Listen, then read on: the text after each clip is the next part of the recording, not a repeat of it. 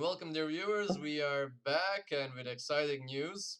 The Lookout is sponsored. That's right, we have a sponsor, and it is Cardmarket. Most of you know Cardmarket, but for those that do not, Cardmarket is Europe's largest online platform for all trading card games. So if you're looking for singles, boxes, or whichever card-related product, be sure to check them out. Okay, and one more thing, which we will reveal at the end. We also have a surprise for you in order to celebrate this. But in the meantime, we are moving on to the main topic of this video, and it is, they are the predictions for the Cardmarket's online tournaments, the upcoming one. So, guys, what do you want to say about that? I think we will get the first word to Andrea because we will go in. We, our order of things will be by color. So just saying the Jax will be the most represented deck is not fair. We will go through the colors in set numbers. So we will go red, blue, green, yellow, black, and multicolor. And at the end, we will talk about some of the interesting stuff that happened with the card market sponsorship. So we will start with Andrea and the red color. Yeah, red. Kind of my favorite color in the game, but I'm slowly transitioning to yellow for this set. So I'll keep the thoughts about yellow to myself and maybe write an article about it or something. But for red, I'm particularly excited because it's going to be I think very close to Vegex in terms of being super aggro because of just some super powerful cards that are coming out in set 10. I mean, Yamcha will of course burn us all. Tommy made a great video about a great burn Yamcha deck, but I'm more kind of inclined to make a deck that can kill you by turn 3, and not only by burn, but also with double strikes that really you will not see how many of them you can experience in Andrea, I would like one to game. ask you a question. It's not about just what's cool for you. What do you think will be represented at the card market online tournament? Will Red see any? At the card market itself, I think we'll see a lot of burn decks. I think we're going to see the Sin Shenron Unison, of course red, being one of the most powerful cards, giving the opportunity to your battle cards to attack your opponents. Battle cards in active mode. I mean, all of them. It's just your opponent will not feel safe keeping battle cards in active mode there. So I don't I see that kind of power with this new red unison combined with all those free counterplays that you'll be able to play. Basically, you'll be able to get rid of your opponent's board very quickly, meaning that you will not be scared to tap out because you'll be able to kill your opponent on the next turn if he doesn't kill you. I have basically for red. I have nothing really much else to say, but the fact that Sin Shenron as a unison card, as a new unison warrior, will be very highly represented because also you have to play a deck that can win in the first round because there's only one game, so one game in order to finish your round, best of one. So you have to pack all the most powerful red cards into your build and get that game one win as soon as possible. Okay, Mattia, what do you have to say about red? Well, since we are talking about a best of one format, I don't see a lot of red representatives. Maybe, but okay, I'm not sure if I can call him a red. I would mainly talk about Cooler. Cooler is a mono red leader, but uses two colors. But going with Cooler's aggressive side and not Mill's side would be the better route for this format. It could use the Sin Shenron Unison card as well, both for minusing, both for milling, and for removing some threats from the hand. But we might maybe see Cooler. That's like the only red thing that I would play. Okay, if I were because to for go with the me, red route. I believe the red has no actual contenders in this tournament.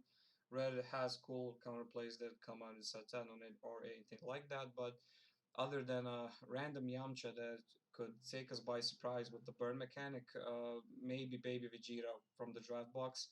Also, the Sen Shenron is cool as a unison, but then again, someone if someone has an idea that Sin Shenron as the yellow leader will be present, people putting the red Vegito unison will have actually an advantage over that deck. We are playing a best of one tournament. We don't have a lot of chance to side, so a lot of utility will have to be in the main deck. We have to consider that Black Mass Sand will be the main one drop awakener as a side option to anything else that actually Yeah, exists, it's a very strong along card. along with the double strikers, of course, which now for now every other color has them. Okay, so red is basically trash. So maybe someone will prove us wrong. What about the blue stuff, Bensi? Um, to be honest, I don't see a lot of blue contenders. People who get maybe their hands on a couple of these new blue stuff from the newer set might take a route with the ramp style, so might use and abuse the Zeno in a way. But other than that, I don't see blue also as a color that would stand out in a best of one format. I kind of agree with you because I believe we could see a blue and yellow version of the new Zamasu leader because yeah, he can have dual attack and a lot of other shenanigans like Goku and hit. He can block a lot of things.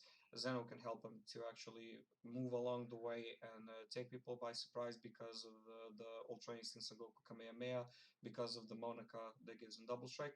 But blue actually lacks white board removal, so it has a really tough time uh, dealing with anything else on the board.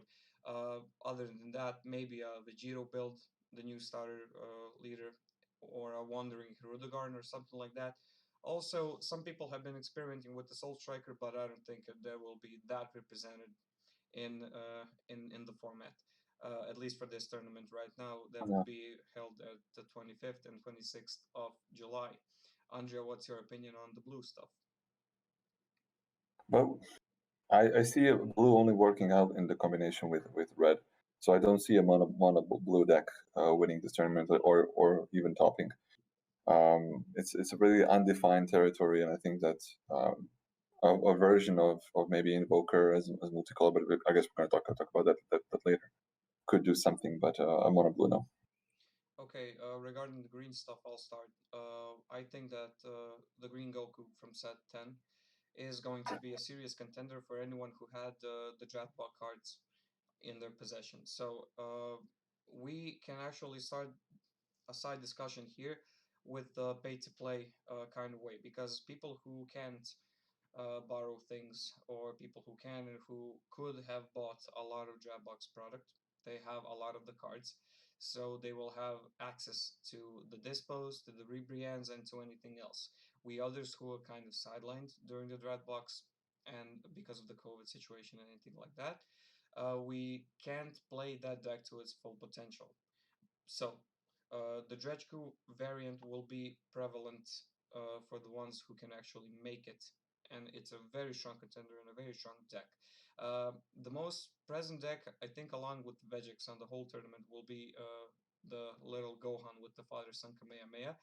It's a really adaptive deck. It can adapt to any color combination, and he will be really represented. But the decks will have to have some negates in it, and will have to actually not decide on a unison. I believe that the one person who decides to not run a unison in the deck can actually win the game with Gohan if he awakens really early. And because of the dormant potential unleashed, he will have a real good chance of actually surviving against Vegix for a longer period of time. We're talking about the one turn you need for him Yeah. to actually win. Uh, Only other deck that comes to mind actually that's green is the Frieza. But as we exchanged notes, Mattia said a really interesting reason why Frieza can't win. Maybe he will be present, but he can't win. So why don't you tell something about it? Because you're actually the only one who built the deck now. I'm tinkering currently with around the deck because I love the engine. I love the that it's actually in the green. And the problem is that two important cards. So it's the tournament kit Zarbon and the tournament kit Ginyu, the negate.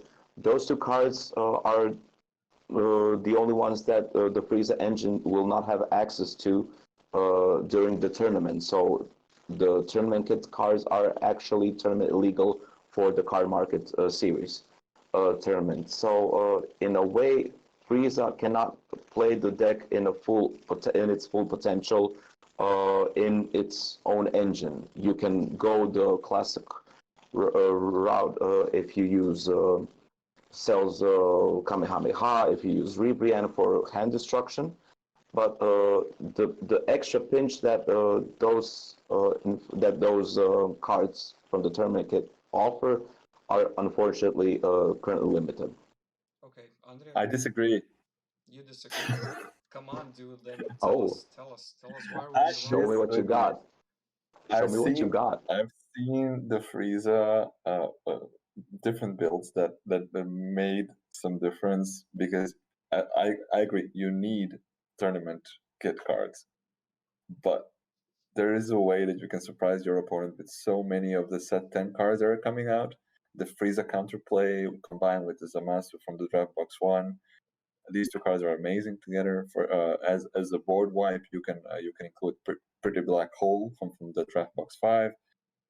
You can combine it with Ribrianne, but this is coming back to the point that even made you really have to have the Ribrianne. you can't borrow it, and to play with, then the guy who borrowed will not be able to play it anyway. But it's just that deck can function with so many Ribriannes in there and super cells destroying Kamehameha. You have so many powerful green cards, but you just. I'm not saying you can win against every deck. I'm saying that it's a very good contender, because people will be. Yeah. Yeah, which brings me actually to one of my main reasons why to go green. We can finally see the full extent of the Lord and Savior Almighty Slug. So hand control has Frieza. No, I mean, since Piccolo left the metagame, Slug is the next generic leader to play hand control. And with all the utility, including the Zamas you mentioned from the Dropbox 1, and the Frieza that it stacks perfectly with, even splashing in the Secret Rare Xeno Cell, you can first discard your opponent's hand to a small amount of cards, and then go with the quadruple strike. If I were to have these cards, I would definitely play Slug in the tournament because he's like amazing. But Vince, you have to say But that Piccolo did never leave the game. He got his legs broken, so he got crutches and he basically stays in the hospital. He can't move. So yeah, so Crutchelo attacks him. yes, like Yamcha in the martial arts tournament when he fought Tien. But Yes. okay, continue. Okay, can we go to the yellow stuff? Yep. Andrea, preach us about the yellow stuff. Topo. Really, Topo? Okay, you're gonna go with that. Topo. I'm not saying that it's gonna top. I'm just saying that people will play it because it's a very interesting deck to play, in my opinion, because you basically interact if you have the right build. I think that you will be able to interact with all the cards on your opponent's side of the field.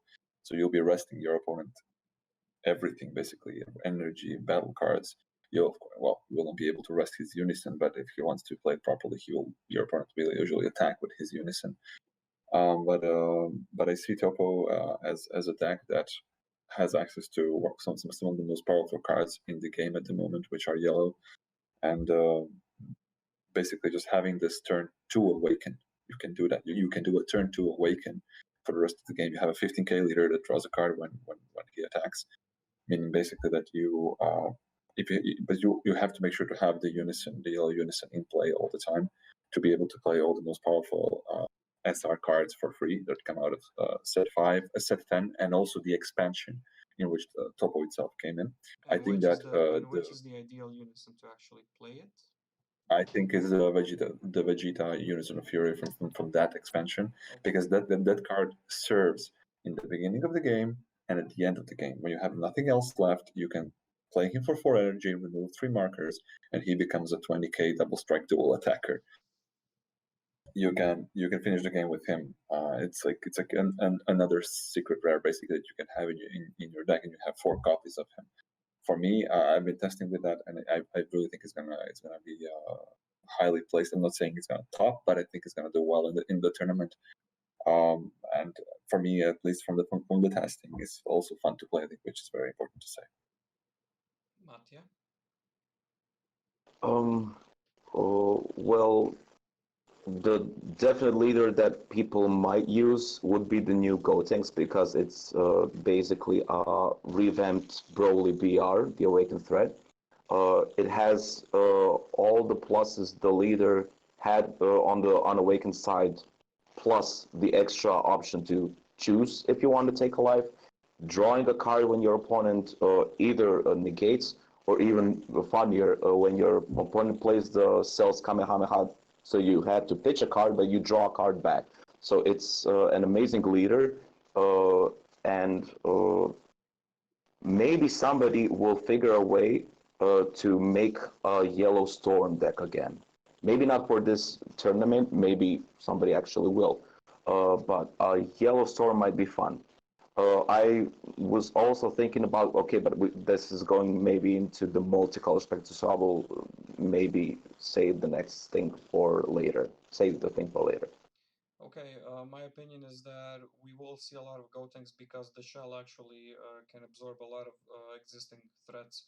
So Yellow Gotenks is generic and he will work. The fun interaction that you mentioned is the Cells Kamehameha. Other than that, I can see Sin Shenron just because the deck is really easily built. I mean, you need just rares and a couple of super rares, Yep. and a person who can buy 2 or 3 boxes can actually make the deck really easily and borrow a couple of cards.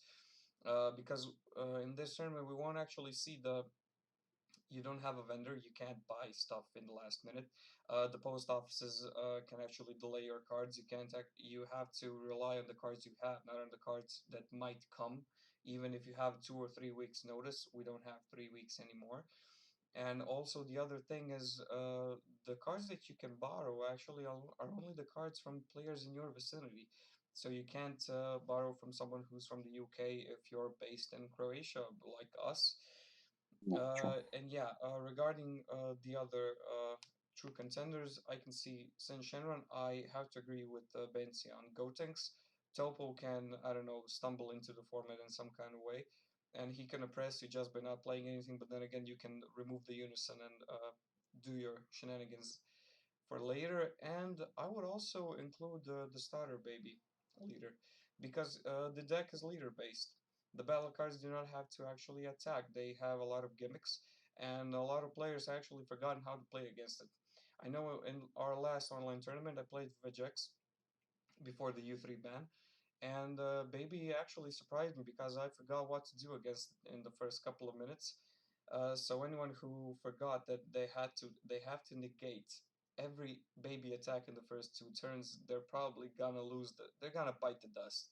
Um, Oh, yes. yes, they will bite it. Mattia, what do you have to say about the black things?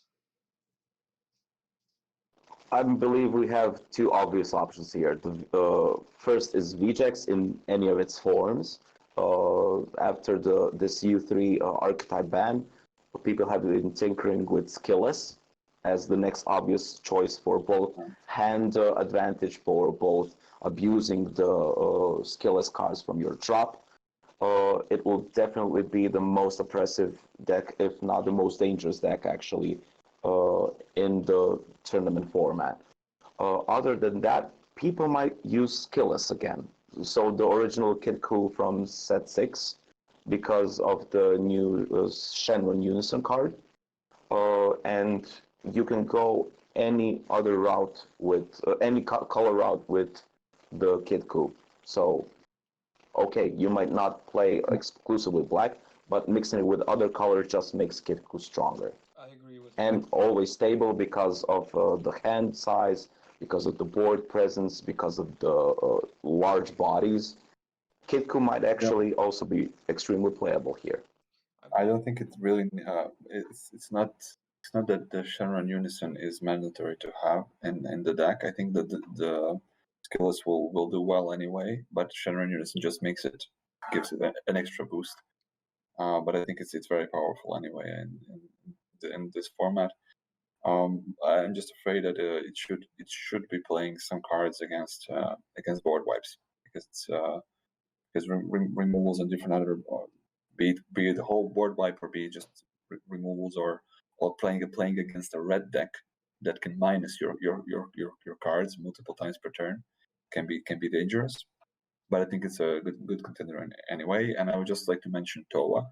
I'm not sure how it will do, but I think it's important to mention that Toa will be coming back. So, I would also like to warn people that Vegix is the most will be probably the most played deck along with Gohan. But Black Aggro is its own archetype, so maybe someone will play Demigra or Majin Buu, and the decks are really potent and strong because they enable the Babidi. I mean the Bibidi, not the Babidi Buu, the Bibidi. Mhm. They enable the Bibidi super combo. So Black Aggro is really tough to beat if you do not play green or maybe yellow. That is the main reason I said that red and blue do not have that strong of a fighting chance. Along with, I think we're done regarding the black stuff. So regarding the multicolor, I would like to see some Cell, but maybe we won't see some Cell. Cell is cool because he doesn't attack. He attacks when he wants to. He's actually the new Piccolo, Surge Piccolo variant, but he does not draw that much. But the 9 drops super rare, the new Cell Xeno, enables you to draw whatever you want. Regarding Invoker, I, as an Invoker player, have to say that this does not mean that I will play Invoker on the tournament. Uh, Oh no. Regarding the Invoker, I believe that Invoker still has a really good chance of actually winning in the best of ones. It doesn't matter what everybody could say. The deck, if it gains traction, if built correctly with the correct utility cards, like I don't know, even a Topo, even a Is That All You've Got as a negate, either by playing Black Mass Saiyan. There are a couple of variants I'm looking at home. Um, it can be a deck that can surprise someone because of its unusual build, and because of the Rival Seeker, it can end the game on turn 5. And my advice for everyone is, yeah, play one of the Dashback Gokus, but a lot of the stuff actually kills your battle cards while attacking. So in your best interest is to go with the Catastrophic Blow option because non-interactable damage is a thing, and your leader can actually get out any other card that can kill that card when it enters the play. It enters play, yes. So, what do you guys think about the multicolors? I think Uh, we could also see successor, as you mentioned in Cell maybe. But I'm worried about Cell because it doesn't really draw a lot of cards, so that could be a problem. It could be a victim of hand destruction. Dude, but But you forgot you have Broly Surge. Broly Surge yeah, you is have also Robo Surge. yeah. I was about to connect it with red because there are some very powerful red and green cards coming out. But I want to mention something that maybe people are forgetting about, and that's blue yellow. And when I say blue yellow, I don't mean going back all the way to Champa, Gracious Aid, and but I'm basically saying that we have a new blocker that's gonna be a double blocker that's coming out in set 10, and we have the old Bojack, which also comes up for 1 energy. I think these two in tandem, they're huge for protecting your board and specifically your unisons. I'm experimenting with that a bit. yes, you said that you would ignore the Universe 6 engine. I disagree. I've been thinking about, okay, the Gotenks as the green leader with the multicolor Universe 6 engine because it's the same principle as you had with Broly, and in its time, it was one of the strongest decks out there. The Goku hit multicolor dual blocker, so to say, you mentioned, is excellent also in that regard because it's also a rival attacker and a rival blocker. Um, I've been playing U6 again and tinkering with it. Unfortunately, you cannot play it as efficient with the Kefla Surge leader, so you need to find a better leader. Gotenks is the one that fits perfectly here. Would you say So, that you would have to find a better leader? better leader, Yes, yes. the Gotenks is actually the perfect thing for it, believe it or not, along with other things. So I would like to surmise everything. Uh, in the top five, who would you see? For me, we will see Vegex, we will see a Gotenks, we will see a Gohan, and I don't know, maybe we will see an Invoker, maybe not. Who knows? I'm saying that Black will take it. That's my prediction. Black, I think in the first two, in the first, so Black taking 2 spots among the 4. That's my prediction. And the rest can be anything else, really. I can be surprised. Okay, and I'm gonna wrap things up. So thank you guys for the detailed analysis. And before we actually finish, I just want to touch up on the technical details so everybody knows about them and the tournament. So the Cardmarket tournament is an online tournament, and I'm sure that all of you guys have familiarized yourselves with, well, playing cards online in this Corona apocalypse in the meantime. But the thing is, since it's digital, you're going to send a digital list of your deck, but you'll also have to send a photo of your deck. You actually have to have the physical cards right here with you because you'll be playing with them. Um of course, you can borrow them from somebody else, but as Ivan has mentioned earlier, you cannot actually borrow from other countries as easily. Yeah. Also, regarding the other technical things, it's going to be over Discord, if I'm not mistaken, which is a terrific platform. They have really come through during the Corona crisis. They have upped their servers. They have put video calls on channels and on the, what do we call them, on the, well, yes, basically on that, and which we are using at this moment. And Yeah. the only thing left to mention regarding that is just figure out how you will point your camera to your table, to your cards. Think about that in advance so you don't have to do any last minute things. And in case you're actually recording it with your phone, make sure you actually plug it in. Yeah, So plug it in. Also, we have to wait for further instructions from Cardmarket. Yeah. Me, Mattia, and Andre will be on the Saturday event. And the only thing that Cardmarket cannot still say for certain is how will our opponent actually cut our deck. So we will be expecting. No, I can't be this serious the whole time. So yeah, that's the only thing. Maybe we will have to have a second person with us, so it will cut our deck. I don't know, maybe a representative from the government. they're gonna send an administrator to each of the countries, I I think. believe they will, yes. But how will they actually go to each apartment? We will wait for information. I believe They are powerful. They are not the biggest platform in Europe for Exactly. no reason. So. Exactly. the invisible hand of the capital. And talking about Cardmarket, we promised you a surprise at the end. I'll actually let Yeah. Andrea tell you all about it. So Andrea, please.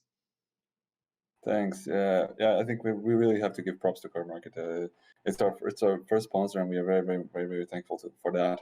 And we not only get to do many videos because of them, but what we also get to do is giveaways.